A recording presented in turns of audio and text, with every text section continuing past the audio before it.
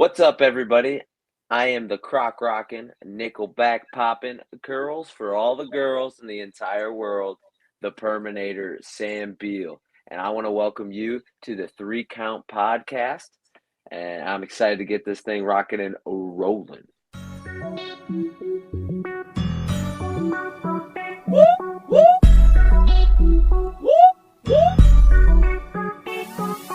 I'm in fashion, roll cold. Welcome everybody to another great edition of the Three Count Podcast presents Now Entering, and I'm your host Clifford Red Dog Miller, the man that leads you up that mountain called wrestling. And like every good Sherpa, which I've asked you after our 280th episode or something number episode, like your tribal chief, acknowledge me. But like every good Sherpa, like I mentioned, it's never about me. It's about who's entering the ring. So who's entering the ring today? You can find this person at XICW. You can find this person at 1CW, RPW, TSW, IWR, MCPW, Clash, OWA, GCW, Impact, Horror Slam, and Eclipse. He is the Perminator. He is the natural. He is Sam Beale. Yeah, that was a heck of an introduction, man. Started listing off a bunch of companies, and I was like, "Oh, wow, actually, yeah, I have been there. That's awesome." Yeah, Yo, so thank you one for coming on the show. I've been hyped about this interview since we talked last. yeah, Uh, absolutely. I mean, I'm super pumped. This is like, I don't know, the way you described the show, and I was able to watch a little bit of one of your other shows. It's a cool, different podcast, and I'm excited to be a part of it. Hell yeah. So like one of the things that I definitely enjoy about this show is that like it's like I was saying right before, right? Is that like I'm starting on my wrestling journey, and like I'm a lot older in the sense that I just turned 37, right? So like I go through and I find people who've been to places that I've never been to, and I'm like, yo, like how did you do this, or how did you come across this problem? How did you navigate or get your way through this world to the position that you're at? And it's, I don't know, I feel like it's one of those things that like everybody has different answers, which is really cool. So there's no one trail, but everybody has like the unique path of like, well, I did this, this, and this, and then this is how we got to this point, and it's a lot of fun. Yeah, I love it. The concept is there, and it's great. And, it kind of it's an honor for me, honestly, like, to be like a part of that kind of exclusive club. Like it makes me feel pretty proud of myself. So I appreciate that. Yeah, no doubt. So, listen, like the first question I love asking every person that comes on the show though is, who is Sam Beale? Who is Sam Beale? Like the Sam Beale the wrestler or Sam Beale the person? Yes. Hey, and I'm gonna answer with I'm both of them. I'm the same person inside and outside of the ring. It's awesome. I'm just a fun guy, fun, caring, outgoing, perfect person. I really just love to have fun, and I love to be the center of attention to everybody around me, and really like I want them like, and them as in like metaphorical speaking of like the people that I am surrounded by. I want them to enjoy life as much as I am, and I mean, I go each day thankful that I wake up every day, and I just want everybody else to see that like life is a miracle. It really is, and like I go each day like tackling new tasks and just having fun. Yeah, and that's the best way to describe me as like a person. The best word I would say, it's very generic, but it's fun. I'm a fun guy. No, it's one thing I could definitely see like in your work, whether you're in the ring or out of the ring, like you just seem to be like easy kind of going, like you said, fun loving kind of dude. And that's why I was like, when I saw the opportunity, I was like, yo, yeah, definitely we got to bring this person on because I love having these conversations. But it was something you did at the show during the intermission at 1CW where like you saw me like out there and I was just like, having fun talking trash with the Renegade Twins, which by the way, you're gonna get yours too, Robin. Then we out there doing, But I ran to the back, and then you popped in, and you were like, "Dude, you talk so much trash," and I was just smiling the whole time because I was like, "You know what? I appreciate that compliment. Like this was fun." Oh, it's the best, man. No other place can you go to. I'm talking about professional wrestling. No other place can you walk out and absolutely just like bully somebody. I mean, and it's like it's not like how do I put it? I don't want to like make it sound like I'm a bully, but I mean like that's what you are. If you're a heel, you're a bad guy. No other place you can go and get away with just picking on somebody, picking at them, having fun with them, making them have an enjoyable time, feeling like they're a part of the show as well. Like it's incredible, like being a part of professional wrestling. There's just so much you can do, whether it be like with the heel tactics or the baby face tactics. Like it's all just so much fun. Like, how did you get into the sport? I'm just curious. So, I actually grew up way back when, like, okay, not way back when because I'm actually pretty young, but I when I was growing up, my older brother, he was a kind of like a father figure for me. He loved Stone Cold and watching Raw every night, playing on the Nintendo N64 and all this stuff. So I just wanted to be just like him. So I, of course, loved it as well. Um, Eventually, I kinda grew out of it. There was a little phase where, like, I kinda just, didn't really care about it as much. But then fast forward to freshman year of high school, I, walked into one of my best friend's, room, and he was, like, watching YouTube clips of oh, actually, no, it wasn't YouTube clips. He was watching Raw, that week's Raw, and I was like, "Oh, what are you doing?" He's like, "Oh, just sitting here watching some wrestling." And I kinda peeked my head in, started watching it, and I was like, "Dang, it's kinda cool. I like this." And, I just started watching it again and falling in love with it again. Like, in high school, I literally skipped going to parties and drinking all the time to literally watch wrestling or play with action figures or wrestle on the trampoline. Like that's what I did in high school. I wasn't a drinker, I wasn't a partier. I mean, yeah, I was kind of like in with a lot of different crowds, so I was kind of popular, but like I liked wrestling more than I liked other people. So yeah, I was a huge fan in high school. And but I never really took it as like, I want to do this when I grow up. Like I never thought that in high school. It never crossed my mind. I didn't even think that was a possibility. Um, until about uh, freshman going into my freshman year of college. I was sitting at work. I used to cut grass for my high school back in the day, and I was sitting there at work watching a documentary, and I was just like, dude, I can do this. Like this is something I want to do. Like I was watching them do the same thing that I was doing, playing with action figures, jumping on the trampoline and wrestling, playing the video games, all this. And I just was like, dude, this is it. This is my calling. So I looked up for schools around the area. Fortunately enough, I found one literally in my backyard, like in Perrysburg, Ohio, which is 10 minutes down the road from Rossford, Ohio, from where I'm from. And I started it. I got my foot in the door there and I started there, and the rest is history. I mean, the school that I started at was Northwest Ohio Wrestling. It's no longer around. I'd be lying to tell you if it was a great school. Like, it wasn't, but it got my foot in the door. So I'll forever like be thankful for having that opportunity. Um, but yeah, no, ever since then, I just hit the ground running, and I'm loving every single step of the way, every single mile I travel, every single match I have. Like it all just it's really awesome. Yeah, it's something about like wrestling that like I think everybody goes through that phase where they just like they fall out of love with it and then just like some random event happens and then they find themselves back in love with it. And then it's like a harder love than it was before. Cause I know for me, like I was a 90s kid, so I grew up like all through the night. Well, I was an 80s kid, sorry. But I grew up in the 90s era where I was watching all of like you're watching WCW and you're watching or WWE and you're watching ECW live, right? And I grew up through this era, and I remember like falling out of it for just a little bit, right? And then I went to college, and my one of my friends, he was a big wrestling fan, and so he was like, "Come watch it with me on Monday nights." And I was like, "All right, cool, whatever." And I just fell back in love with it again, and I was like, "I'm never letting this go." Yeah. So, so it's to the point where I ended up getting deployed to Iraq, and when I was in Iraq, like I was like, I gotta find a TV. It's Monday.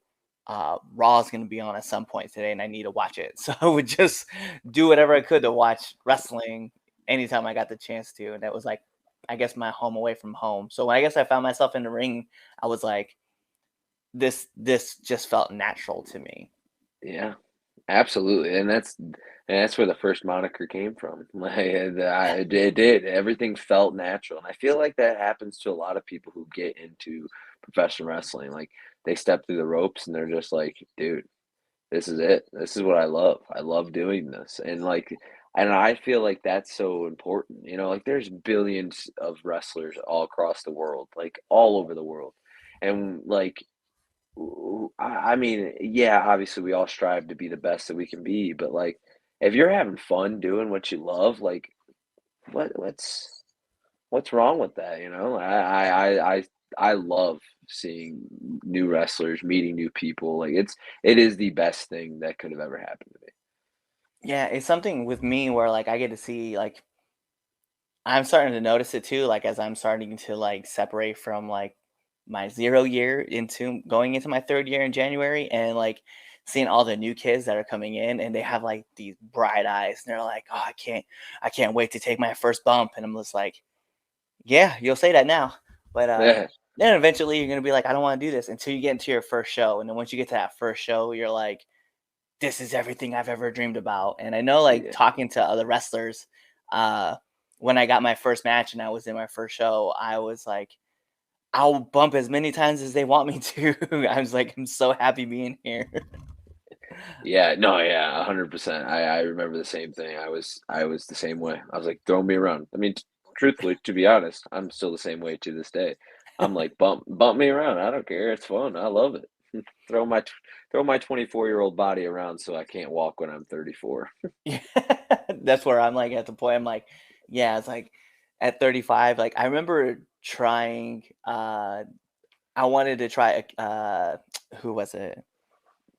I wanted to try like a giant senton bump right from the top rope because Akira Tozawa did it. And I was like, Yeah. yo, this might be cool. And I wasn't used to taking bumps yet, so I jumped off, landed on my back, knocked all the air out, and I was like, I'm never doing this again. I was like, this is it. That's funny. Yeah, some bumps are not meant to be taken more than once. No, never. But Yeah. speaking of bad bumps, what's your worst bump? Oh man, I don't know. I can't really say that I like one that sticks out that's just like, "Ugh," like I didn't like it. Okay, I will say this one, because now that I've just talking myself into it, it wasn't even that big of a bump. Like it was just a bump. I was on the outside. It was actually when I was wrestling Sammy Callahan on Impact for um, Hardcore Justice, I believe is the Mm, pay-per-view called. Um, yeah, so we had like a little match on there, and he gave me a chop on the outside. And like I'm young, I'm new to Impact. I'm like, oh, I'm gonna work my ass off. I'm gonna bump on this chop bump. The worst mistake I've ever made in my life. Like after the chop bump, I took a front bump over him, like a suplex. Easy bump, easy bump. It was the chop bump, combining the chop and the bump together that I was just like, I literally just could not breathe. I was in pain. Like it was brutal. damn. I okay, Yeah. so I do remember seeing that. It's like, yo. Yeah, it was brutal. It was rough. I always like because I know like I don't know, it's something that I learned and I learned it from another wrestler and they were talking about it. But it was this idea that like and I kind of want to pick your brain about this because you being on Impact and all. Like when you first get to like that televised show, right? Do you feel like there's a pressure where you like have to perform like a lot larger than you do? Because I've heard other wrestlers talk about like when you get put into these unique positions, right? Like you kind of have to act like you've been there before, even though you never have been. And so I'm just curious because like you said you took that chop bump and then like you obviously like you were like, oh god, I probably shouldn't have done that. But like I guess like what was the pressure like? Oh, I mean, the thing with TV to me, honestly, like every single time I worked TV, you always feel the pressure. You're always feeling the pressure. You're feeling the eyes on you. Everybody's watching you. Like you're the center of attention. And like truthfully, you've never been there before. So like you being the center of attention, it's some like of like a big, big audience is kind of it's nerve-wracking. It definitely is. And like I would be lying to say if I didn't feel pressure every single time to go be larger than life because there was always pressure. I think it was a little bit more upon myself putting the pressure on me than it was anybody else, just because I hold myself to a high standard. So like I would go in each time, every time I would get asked back to Impact, it would be like I'd put pressure on myself to be like the match of the night or try to be like the best thing that like has ever happened to Impact, you know? And that's just unrealistic to like really live up to like in the role that I was given. So um yeah, and I look back on that's something that I learned back, looking back at my time with Impact was like I needed to relieve a little bit more stress from myself, I think. I think it took away not stress, but like stress and pressure, same thing. But like I think I needed to relieve a little bit of self pressure and self stress because I think that was ultimately the real reason that kind of held me back when I was on there. And I look back now and I'm so thankful that I like learned that because like I feel pressure and I feel stress 100% every single time I go through the curtain. But it's almost like a switch flips for every single time I perform. Doesn't matter if it's on in front of 15 fans or if it's in front of 15,000 fans. Like that light flip or that switch, it flips and like I'm just zeroed in on doing what I know I'm capable of doing. But one of my best friends to this day now is Chris Bay. I met him when I was at Impact, and he like literally is one of my best friends. I talk to him almost like every day. Um, he told me like one of the first couple times I was going out for Impact, he was looking at me like and I was nervous. Like I was adding so much more stuff to my head that I didn't need to do. Like I was worried about like how do I walk out of the curtain? What do I do this? When do I do this? Like trying to pre-plan everything like that in my head. So like really was eating at me. And he looked at me and he said, "Dude, like you're here. You do this. Like this is something you do. Like be confident in that. Like you're a very good wrestler. You do it." And I was just like, "Dang, you're right. Like I am doing this. I wouldn't be here if I couldn't do this." So I hold that near and dear to my heart every single time I go out and wrestle. Like I'm always nervous because if you weren't nervous, then you don't care anymore. So every time I look at myself and I tell myself like I do this and it helps me. It was something that I noticed last year actually when I was like really starting to pick up. I don't want to say steam because that's not the right word, but I was just picking up some momentum like here and there, like working some matches, and I was like, I need to find something to get my mind off of like all the nerves because I was like putting like I felt like I was just putting massive amounts of pressure in my head and I was just freaking out. And I had a pack of gummy bears with me. And as I was eating them, like I started to feel like a little better, a little calmer. It was just regular pack of gummy bears. And I remember the next show I went to, I didn't have them. And like the match went okay. It didn't go great. But the next match after that, uh, I brought another pack of gummy bears. And from then on, anytime I didn't have a pack of gummy bears, I noticed the match maybe wasn't bad, but it wasn't memorable or it wasn't great.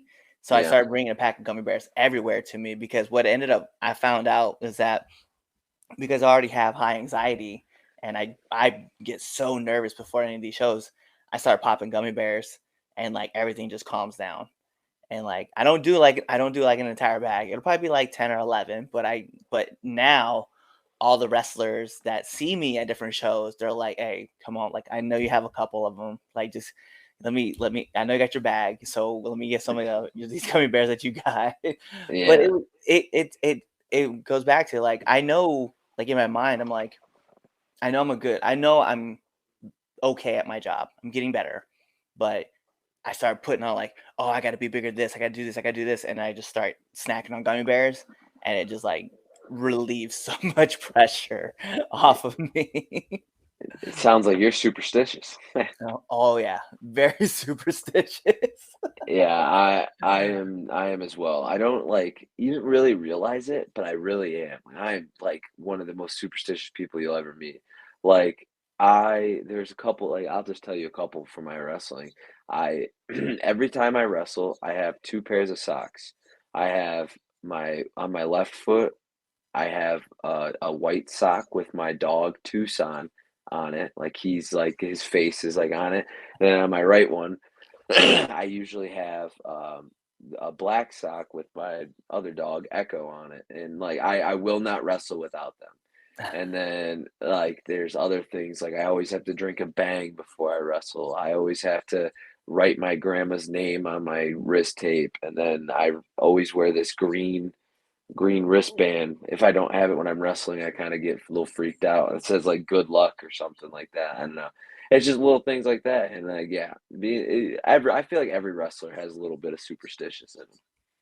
Yeah, definitely. I just know like when I once I started figuring it out, like I was like, all right, this clearly is like my thing. Like I have to like remember to always bring this with me. And so it got to the point now where like other wrestlers will look for me and they'll have like a pack of like was it Hansborough gummy bears, and they're always just like, "Here you go." And I'm like, "Dude, how did you know?" They're like, "Bro, we've been around you for the last year. We've known what you bring to the shows." That's So funny. it is cool. And like actually if you would have seen at 1CW, one of my other friends, Andino, he's always just sits there and he just looks at me and he's just like, "Come on. We know. We already know it's there." I'm like, "Yeah."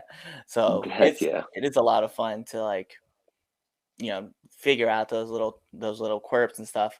Uh what's like what's your post match meal, post match snack? Like when you get done with the show, like what's your go to? Um, I don't know. I mean, I used to be pretty large. Like I was a large individual back in the day, and I don't really like to I don't like to eat before the matches at all because I feel like I'm super the one of the worst things that I have in my head is I have body dysmorphia really, really bad. So like I go walk past a mirror, I look at myself and I'm like, dang, that's that 350-pound kid who was in high school. But reality is I'm a 215 tops. So like I don't know. I just have it bad in my head. I meal prep a lot, so I like to eat some sort of chicken, whether it be, if we're going out to eat after with a bunch of buddies, I'll eat like chicken chunks or chicken wings. But I typically stick to my meal plan with like rice or rice and chicken and like some veggie or something like that. But yeah, that'd be like I guess my post match workout or post match meal. I don't know. I guess I've never been asked that, so I can't really like put like a really good answer together for you. But I guess some sort of chicken, some sort of chicken. No, no, no, that makes sense. It's funny because like I feel like that's like the one question like a lot of people don't expect to get asked like on the show is just like, "Hey, yo, like one, what's your worst bump?" And everybody's like, "What?" And then like, "Hey, what's your post match?" And like, wait, what does this have to do with anything?" Like, no, no, no. It's fun questions. I love asking. So Yeah, absolutely. No, yeah. I I guess my answer is chicken. that's great though, because that's like no for like me, post match, like I like to stop over at like Royal Farms or whatever, like Wawa's or even just like 7-Eleven and just find like chicken because I'm a massive fan for chicken too. So once I get done, I'm Yeah. like, let me go here. Or if I can get to KFC, let me grab like grilled whatever, just Yeah, anything. I'm just let me get some sounds chicken. good. Yo, so this is one of my favorite questions to ask. I love this question so much because there's always a new answer to it whenever I go through. What's one of the hardest lessons you've had to learn being in the business? Oh wow. One of the hardest lessons. There's a couple actually. I'm gonna say two. Um, one of the biggest lessons that it's kind of I've learned about myself from wrestling is like I need to not be so critical on myself. Because back when I was a couple, 2.5, 3 years in, I would make one little mistake. Like one match sticks out to me in particular is a match for IWR up in Michigan. I was wrestling one of my buddies, the Kenny Urban, and like I was trying this new thing. It was the first time I ever tried it to like a transition to get into the a crossbody off the top, and like my ankle hit the top rope or something like that, and it didn't even mess up the move. It just messed up like the flow of it. So like in my head, I'm sitting there thinking like, "Oh, this match sucks now. Like I'm terrible, blah blah blah." And like, oh, when you go back and rewatch the match, like it was a good match. Like Kenny loved it. Like the promoter loved it. The fans loved it. Like that, those three things are enough to, make a good match. And I realized that probably about a year ago. I would say probably like November of last year, maybe even December. Like if those three things come to fruition, your opponent likes the match, the promoter likes the match, and the crowd reacted to it, then it was a good match. It was like, yeah, every match needs a little bit of critiques here and there, absolutely, but like those three things like will add up to a match that is makes me happy. So, and that's how I kind of go on about every single match from that point forward. And I mean, another big thing is to try and take away one thing from the match, just so you're constantly learning and adapting to it too as well. Um, but yeah, that's something I'm very happy that I learned. Like at least, I mean, now I'm kind of practicing it too because I mean we're all in wrestling just to have fun, you know. Like I mean, if you're in this business, I mean, and you could say this about any art form, whether it be making music or painting or photography or anything like that. Like obviously, we all want to make money, but if you got into those businesses or any of those art forms to make money, newsflash, buddy, you just ain't gonna do it. Like it's just not gonna happen. Like you just won't do it. And it's I don't know, and it's something that I've learned as well. So it's I'm very thankful for, being around a lot of wise people early on in my career that like I've been able to learn these lessons from them. That was like the one thing that a lot of people had to keep harping on me about, and it was something that I learned pretty quick from my trainer, right? So I was working a practice match, and the guy that I was working with, he was maybe like 2 months newer than I was, and so they put us in a practice match, and we had somebody agent the match, and it just went to shit, like 100%, just fell apart, and I remember being so frustrated with the match afterwards. So I was like, "Yo, it was terrible," and we knew it was bad. I had lost composure during the match, and I got really angry. And my trainer was like, "I don't know why you're letting all this get to you." And I was like, "I don't know what you talk about." He's like, "Remember when I told you it's not if you get injured, but when you get injured?" And I was like, "Well, yeah." He's like, "It's not if you mess up, but when you mess up." And he's like, "You just gotta let it go." And I took that to heart. And so I remember like having a match like I was in I forget where I was, but I had a match like 2 weeks later, and I know I messed something up. I couldn't remember what I messed up, but he was just like, "I know you're gonna harp on this and blah blah blah blah blah." I was like, "Harp on what?" He's like, "Oh, well, you this spot that you kind of messed up on." I was like, "Nah, bro." It's like everybody else had fun with it, and nobody got injured. That was the best part, and the crowd reacted, and the promoter told me I did a good job. So I was like, "It's a win," Yeah. and I just walked out with it. And he was just like, "Hmm, okay." But I do like the idea too, and I do love getting critiques. That's like the one thing a lot of people think that like I shy away from because I'll ask people like dead ass right to their face, like, "Hey, what do you think of this match? What did you think of this? What did you think of that?" And I love asking those questions. And people are like, because sometimes you'll hear people say like, um, they're only out to like hurt you or whatever. And I was like, whatever. Even those people will be the guys who will tell you something, and you just look at it and you're like, cool, I can fix that. And so I'm always anxious and curious to see what people uh, have that will help me in the business. Absolutely, yeah. Critiques are literally one of the most important things in professional wrestling. Like I said, no match is ever perfect. You can always change something. If I ask you, like, "Hey, would you watch my?" I like to ask a bunch of people, like, "Hey, could you watch my match? Let me know if you see anything funky, like blah blah blah." I always ask anybody and everybody.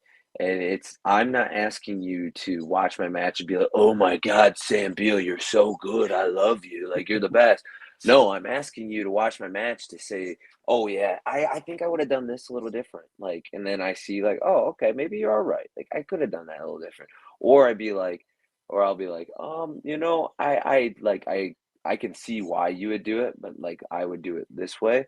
And like then I would try to take their philosophy and my philosophy and make it all like into like intermesh because everybody has good ideas. We all do. Where our brains are filled with ideas, and collaborating with somebody is the best way to make the best idea.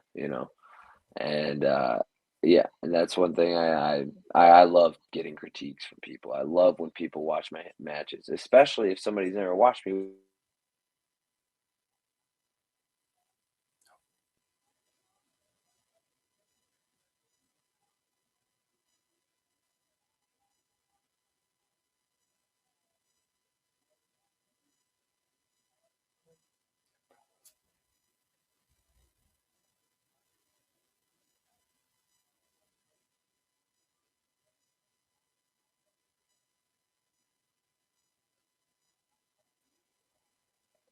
Oh, are you there?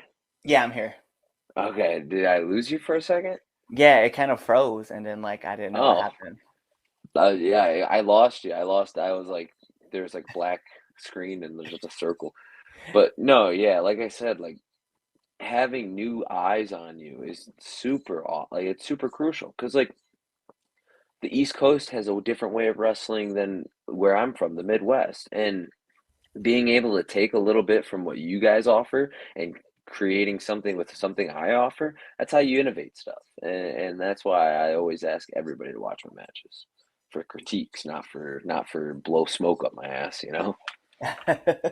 Yeah, and it's crazy because like I know I have a friend of mine who lives in Lubbock, Texas, and Mike will send me his matches, and he's always asking me for critiques, and he's been doing it for like 20 plus years. So I always feel honored when he's like, "Yeah, look at my match and like tell me what you think and what you want to do." And I was like, or what you would do, and I was like, "Yo, this it's ridiculous to get asked that question," because I was like, I should be asking you this, but he's like, I love the fact that fresh eyes look at something and can help me create something different. So I was like, oh, bet.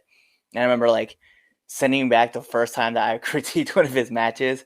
I had a list like coded by time and just like everything that I was thinking that was going on with the match. And he was like, this is what I've been looking for. He's like, because sometimes you get a promoter, be like, yeah, it was a great match, and then just kind of move on. I was like, bet. Well, Mhm. here we go. And he was like, I love it. So, and then he gave me back his feedback on my feedback, which I was like, oh, I can be better at this. Cool. Let's go. And I love it. 100%. Yeah, I completely agree with you. So, Uh, uh, outside of that, right, one thing I do want to ask is you've been in a lot of different locker rooms, you've been in a lot of different places. So it goes without saying, I need one do and one don't of the locker room. okay, one do and one don't. I will say one do. Always. I will always say this. It doesn't matter who it is, doesn't matter what their status is or what your status is. Always shake people's hands and just introduce yourself. Um, I actually learned this from not I didn't learn this from him, but like just a key example was I've done a lot of training with Alex Shelley. And he told me the one time like this just one kid who was like really really good. He's like kind of becoming an indie darling. One time he just didn't come up and shake Shelly's hand, and like a promoter asked Shelly one time for somebody like to like well as a reference for this guy, and like he was like I don't even know who he is, so like no, I'm not gonna be a reference for him, even though that guy put Shelly as a reference, and yeah, and that's what I would say like always introduce yourself. Well, I mean, and like, it's COVID. We're past COVID now. So it's like maybe not shake your hand, but like at least go up and get their attention. Be like, hey, like my name's Sam Beale. Like it's a pleasure to meet you. Thank you for like for meeting me. I don't know. That's my number one do. Like definitely do that. And I would say don't as in like don't ever feel like you're like a name, or if you're how do I put this is better. Don't ever think you're better than the locker room is what I would say. And you might have heard this before, but like it really I truthfully mean it. Like I mean, I've been on Impact. I have a little bit of like weight behind my name, I mean, not a lot, just a little bit, like a little sliver. But I will never ever go into a locker room and think that my shit don't stink. Like we're all in the same locker room, on the same card, doing the same thing. We're at the same level in my eyes. So like I've never thought that way like ever. Um and that's the way I think it should be. Like we're all in the same place, we're all in the same boat. So just be nice to people and go have fun, give the fans what they truthfully paid for. I like that. I like that a lot. There's just like it's that be humble enough to one shake everybody's hands, but then also just be humble in general because like you never know. Like the one time you come off being a total douchebag, like you just kind of ruin it for everybody. And like I get it. Like some days are tough. Some people have like tough days and like there's a lot of shit going on in their worlds, but like it doesn't like that person that you're meeting and interacting with, they didn't have anything to do with you having an upset day. So just be nice to them for the 5 seconds you have to interact with them and then go on about your day. Um yeah, I just being humble is so important in wrestling because you never know. Like, say me and you, like we just met for the first time a couple weeks ago. Say I was a total jackass to you, and like I'm trying to, make my way up the ladder. And say, guess what? I turn around and in a year you're on NXT, and like I'm like, oh, me and Cliff, we were best buddies, but like I was an asshole, like to you. You know what I mean? Like you never know what kind of connections you're gonna make, and I just always look at it as like just be a genuine human being. Yeah, I like that a lot. So we're gonna get into the second best segment of the three count podcast. You're probably trying to figure out what the first is. It's right there. It's the Red Dogs Power Rankings that sometimes you can find on our debate shows, although Chaz really wants to push the fact that we're probably retiring it. We might. It doesn't matter. But anyway, this is the three count podcast, 10 count questions. And Mr. Beale, this is how it works. I'm gonna fire off 10 questions at you rapid fast. And whatever your answer is, that's your answer. All right, I'm ready for this. I'm built for this. So we're going to put on the imaginary timer for added pressure. Bing! And in the words of Mike Goldberg, here we go. Go. SmackDown or Raw? SmackDown. Blue. Favorite Blue. movie?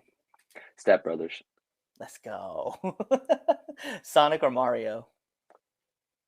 Ooh, Mario. Favorite cartoon? Ah, man, this is tough. Probably Pokemon. Let's go. Uh, unrelated. Well, related but unrelated. Which generation? I don't know. Probably. I was a big the gamer with Pokemon, so I would say probably three, just because that was a game I like played a lot. Okay. Bad. PlayStation or Xbox? PlayStation. I have Favorite. both, but PlayStation, 100%. I have both. I lean towards Xbox. I'm just not even gonna front. Favorite actor? Oh man, that's tough. There's a lot of them.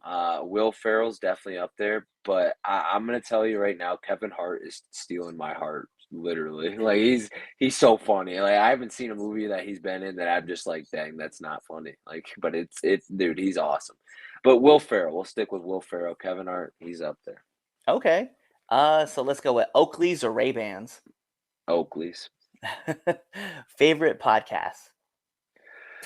Um, I would have to say, I'm gonna do a little cheap little plug for me, I guess. I gotta go my own little podcast that we've started. It's called the Little Spoon Snatchers. But if we're talking big time one, I'm talking Pat McAfee. I love Pat McAfee. He I does a could great definitely job. I can do some Pat McAfee too. I Yeah. definitely enjoy. Nominate one person that you want to see on this podcast.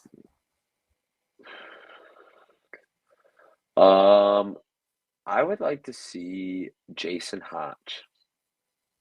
Yeah, it's one of my That best friends, so We're He's definitely awesome. gonna reach out. And then last but not least, my favorite question I ask every single person who comes on this podcast: favorite curse word. Fuck. 100%. It's Yes, so funny. I mean, it's 4 letters. It just rolls off the tongue, and it's hilarious. I love universally accepted everywhere, and unlike Mastercard, right, or American Express, that's the one I was looking for. it. Well, those are all the questions I do have for you. So the last thing I need is for you to let our listeners and our viewers know where they can find you. Well, they can find me at on Twitter, Instagram at Sam Beale 23. You can also follow me on TikTok. I've been able to plug TikTok a lot, or like I haven't done that a lot, but I need to. But you can find me there at Sam Beale 73. That was my football number back in the day. And then I'm also on Facebook, Sam Beale. You can follow me on there. Um, but yeah, that's where you can see the perfection in action, baby. Well, there you have it. Right, he gave you his handles. He told you where you can find him. So go look him up, give him the follows, give him the likes, give him the comments that he deserves. But like every great part of a wrestling match, we gotta take this home because this is the Three Count Podcast presents Now Entering, and I'm your host Clifford Red Dog Miller, the man that leads you up that mountain called wrestling. And like I said, like every good shirt, but it's never about me. It's about who's entering the ring, and who's entering the ring. That's right, the perfection, the perfection himself, the Perminator, the natural Sam Beale. And you guys know what to do. Tune in to the next episode and be there, or you're legitimately following us on all of our social media platforms, which are down here at the bottom. You're subscribed to our YouTube channel. You're following us on all podcasting streams, including Spotify. You're leaving us those reviews, those 5-star Frog Splash reviews on Apple iTunes. And then, you're doing all that, telling your friends, leaving comments, and doing all the fun stuff. Or you're really just kind of waiting for this episode to end. You're waiting for the outro, and then you're choosing another episode to listen to. Peace. What's going on, Three Count Nation? I'm Clifford Red Dog Miller with the catchphrase. But what I really want you to do right now, go to twitter.com, right? Go over there, find us at the 3count_pod, give us a follow, give us a like, give us a comment. We want to talk to you guys. Go to IG at the 3Count Pod. Give us a like, give us a follow, leave us a comment. We want to interact with you. Go to youtube.com, give subscribe, turn the bell on, turn the notifications, leave a comment. We want to talk to you. Go to anchor.fm/the 3Count Podcast, and in there, you can leave us a message, and we will talk to you. Basically, what I'm trying to tell you is that we want to talk to you. We want to have fun with you guys, and we love listening to what you guys have to say. Also, one thing I need you to do for me, the 3Count Podcast also has merchandise. Oh, at prowrestlingtees.com/the 3Count Pod. Please go buy our t-shirts. We love you guys, and we hope you love us too. So show us some support, please.